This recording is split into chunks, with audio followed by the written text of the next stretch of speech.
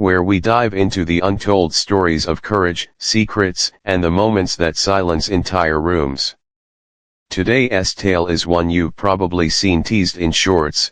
They chuckled at her request until the general noticed the symbol and went quiet, whispering just one word: Black Talon.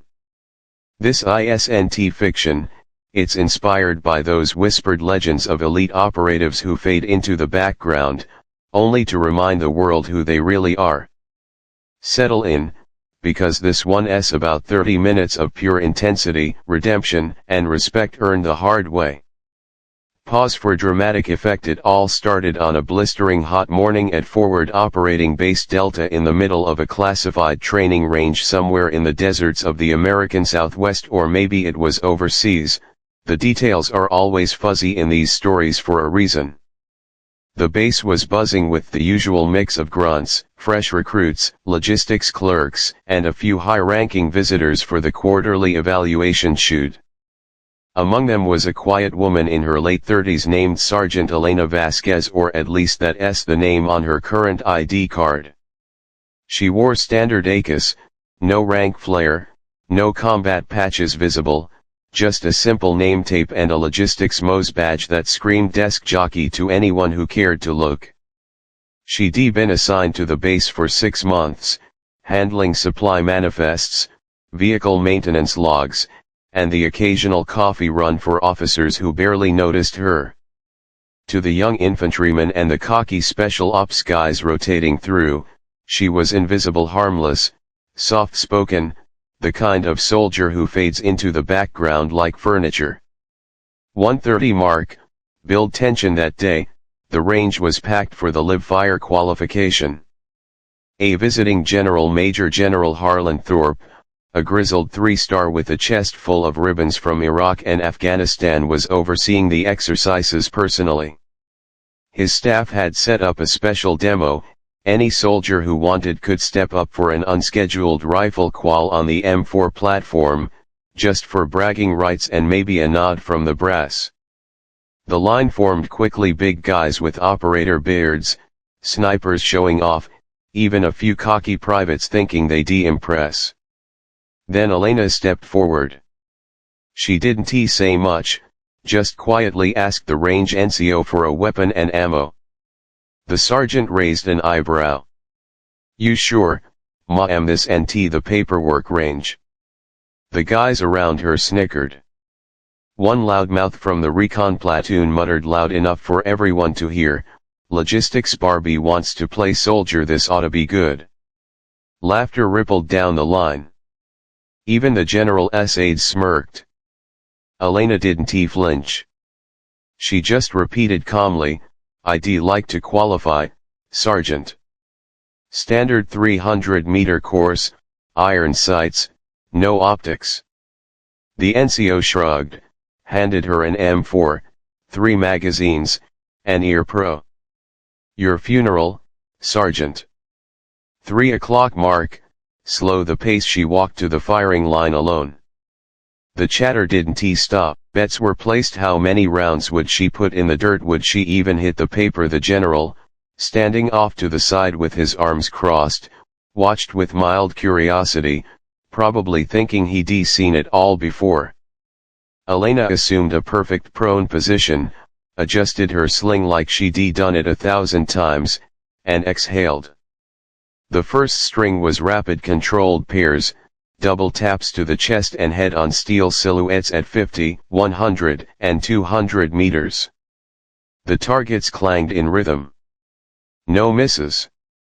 The laughter started to fade. By the second magazine, the range went quieter. She transitioned to kneeling, then standing unsupported, still drilling center mass and headshots like it was muscle memory. At 300 meters, she switched to semi-auto, deliberate shots, every round punching tight groups. The steel rang like a bell. When the last magazine was empty, she cleared the weapon, stood up, and walked back without a word. The range NCO stared at the target. Perfect score, 40 out of 40, all in the black. The recon guy who mocked her earlier swallowed hard. Someone whispered, "Who the hell is she?" 5:30 mark, introduce mystery that s when General Thorpe stepped forward. He'd been watching closely, and something about her stance, the way she handled the rifle, had triggered a memory. He approached Elena directly, ignoring protocol. "Sergeant Vasquez," he said, voice low but carrying across the suddenly silent range. "Mind if I see your dog tags?" She hesitated for half a second, long enough for everyone to notice, then pulled them out from under her shirt. The general took them, turned them over, and froze. On the back, etched faintly but unmistakably, was a small symbol, a stylized black talon clutching a lightning bolt, encircled by faint script no bigger than a dime. Most people would miss it. Thorpe didn't. His face drained of color. He handed the tags back slowly, his voice barely above a whisper. "Black Talon." The name hung in the air like smoke. The laughter was gone. The cocky recon platoon went rigid. Even the range NCO straightened like he'd been shocked. 7 o'clock mark, reveal the legend for those who don't know, and most don't. Black Talon isn't just a cool name. It's a ghost unit, Tier 0, blacker than black. Formed in the shadows after 9/11, drawn from the very best of Delta, SEAL Team 6, ISA, and a few ghosts no one talks about. They don't exist on paper. No patches, no berets, no mentions in after-action reports. They were the ones sent when deniability was absolute and failure wasn't an option. Hostage rescues in places we never admitted we were, direct action against high-value targets that never made the news, operations so deep they were buried under layers of classification that would never see daylight. Members were given new identities, reassigned to mundane roles after their tour, told to blend in, disappear, live quietly. Most never spoke of it again, but the symbol, the Black Talon, was a mark they carried forever, etched on dog tags, hidden under shirts, a silent reminder of who they'd been. 9:30 mark, deep in the backstory. General Thorpe had seen it only once before, years earlier, during a classified briefing. A single operator from Black Talon had been attached to his task force in a denied area. The man had vanished after the mission, no goodbye, no debrief. Thorpe had asked once, his superiors told him never to ask again. Now, staring at Elena, he understood. She wasn't logistics. She was hiding in plain sight. The general turned to the stunned crowd. "Range is closed for the next hour. Everyone but Sergeant Vasquez, clear out." No one argued. As the soldiers filed away, whispering furiously, Thorpe motioned Elena to a shaded tent nearby. Inside, away from prying eyes, he spoke softly. "How long?" She met his gaze evenly. 7 years active. 4 in the wind. "They told me to disappear after the last op." "I did."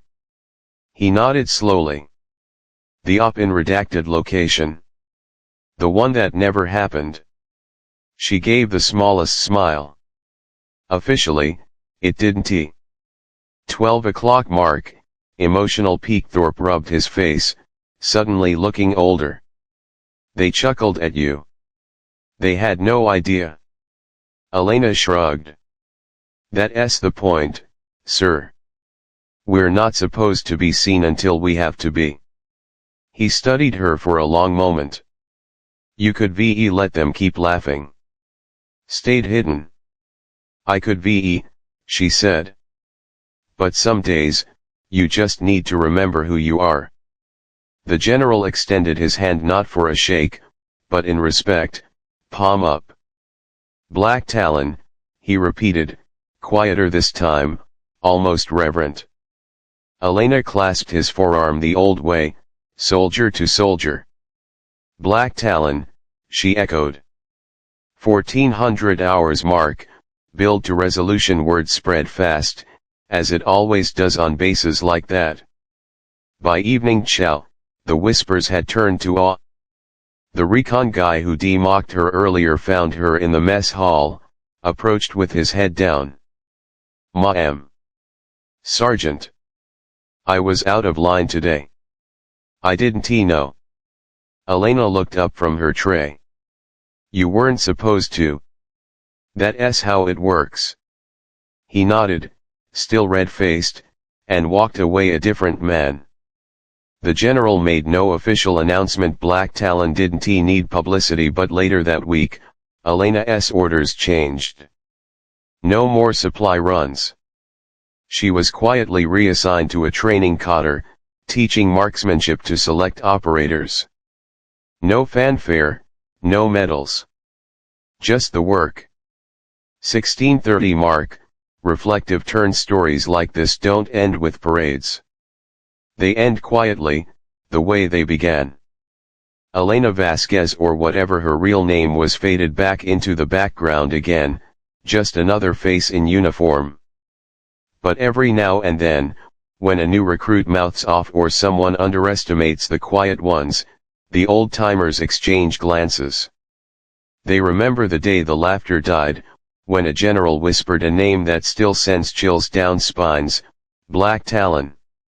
1800 hours mark, extend with details for length. Let's go deeper. What made Black Talon so feared? Think of the missions no one claims. Infiltrating cartel strongholds to extract HVTs before dawn, raids even launched. Neutralizing threats in embassy sieges where official channels failed. Deep reconnaissance in hostile territories, gathering intel that shaped entire wars without a single footprint left behind. Members trained in every weapon system, every language, every environment from Arctic tundra to urban sprawl. They were ghosts because they had to be. Exposure meant death, not just for them, but for the mission. Elena's specialty: close quarters battle and precision shooting under stress. She once held a rooftop position for 47 hours straight, no food, no movement, waiting for the perfect shot on a target who never knew death was watching. That kind of patience, that kind of skill, it doesn't vanish when you hang up the gear. It just waits. 2100 hours mark, add layers and the symbol. It wasn't random. The Talon represented grip, unbreakable hold on the objective. The lightning bolt speed of action. The black deniability. Operators got it etched after their first confirmed mission. A private tattoo for a PR.